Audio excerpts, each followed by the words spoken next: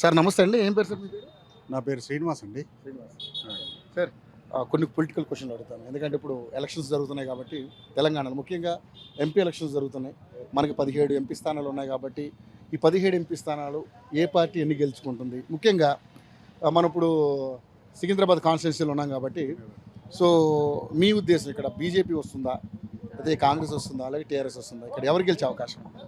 ముఖ్యంగా అయితే ఇప్పుడు సెంట్రల్లో సంబంధించింది కాబట్టి భారతీయ జనతా పార్టీయే గెలుస్తుంది. ఇక్కడ కిషన్ రెడ్డి గారి మంచి అభిప్రాయం ఉంది ప్రజల్లో కూడా. డెవలప్మెంట్ కూడా మంచి, అంటే కొన్ని ఫండ్స్ కూడా సెంట్రల్ గవర్నమెంట్ తీసుకొచ్చాడు. సో దానివల్ల కూడా పబ్లిక్లో కూడా కొద్దిగా పేరు ఉన్నది. మంచి వ్యక్తి కిషన్ రెడ్డి గారు అని చెప్పి దానికి ఫస్ట్ ప్రయారిటీ అయితే కిషన్ రెడ్డి గారికి ఇస్తారు. అది సో మనం ముఖ్యంగా చూసుకుంటే సార్ ఇక్కడ 3 పార్టీలు తలపడుతున్నాయి. పోటీ ఎవరెవరికి మధ్య ఉండే అవకాశం? పోటీ అంటే చెప్పలేం, త్రిముఖ పోటీ కూడా నడవచ్చు. కిషన్ రెడ్డి గారు అయితే నంబర్ 1 స్థానంలో ఉంటారా, ఎందుకంటే ఆల్రెడీ స్టిల్ ఎంపీ గారు, పైగా ఇప్పుడు సెంట్రల్ మినిస్టర్ కూడా. సో మరి ఏంటి సార్, అంటే ఇక్కడ ఉన్నటువంటి అభివృద్ధి కార్యక్రమం ఏం జరిగింది అంటున్నారు మీరు? అంటే ఆయన ఏమేం చేశారు ఇక్కడ? అంటే లోకల్లో ఏవైతే సమస్యలు ఉన్నాయో అవి తీర్చారు. ప్లస్ ఇప్పుడు మన ఏమంటారు, కరోనా పీరియడ్లో చాలా మంది పేదవాళ్ళు చాలా ఇబ్బంది పడ్డారు. ఆటో డ్రైవర్స్ కానీ, తోపుడు బండి వాళ్ళు కానీ చాలా మంది ఇబ్బంది పడ్డారు. వాళ్ళకి పర్సనల్గా వాళ్ళకి లోన్లు కానీ అవన్నీ ఏర్పాటు చేశారు. ప్రతి ఒక్కరికి లోన్లు అందినాయి.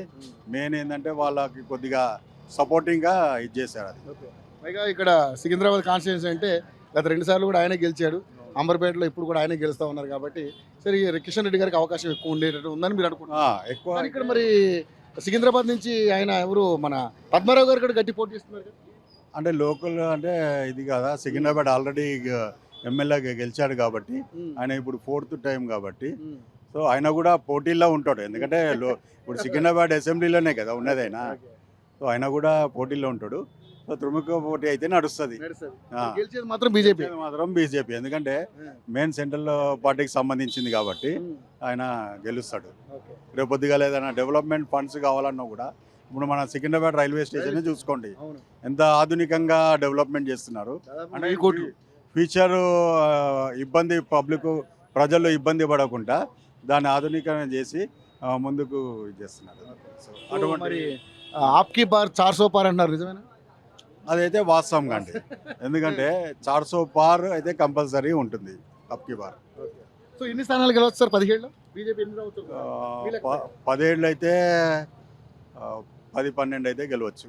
అన్నీ వస్తాయి, పక్కా వస్తాయి. Thank you sir, thank you so much అండి. Okay, thank you very much.